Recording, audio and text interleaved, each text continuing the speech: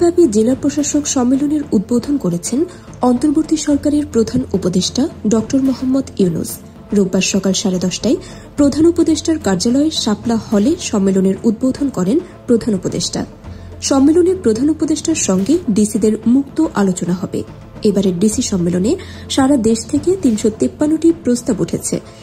এর মধ্যে সর্বোচ্চ গুরুত্ব পাচ্ছে দেশের আইনশৃঙ্খলা পরিস্থিতির উন্নয়ন, এছাড়াও জনসেবা, জনদুর্ভোগ, রাস্তাঘাট নির্মাণ, আইনকানুন ও বিধিমালা সংশোধন এবং জনস্বার্থের বিষয়গুলোকে অগ্রাধিকার দেওয়া হবে এই সম্মেলনে।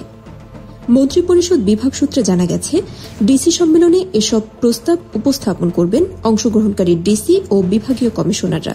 এবারের ডিসি সম্মেলনে বিভিন্ন মন্ত্রণালয় ও বিভাগের সঙ্গে মোট 34টি কার্য অধিবেশন অনুষ্ঠিত হবে।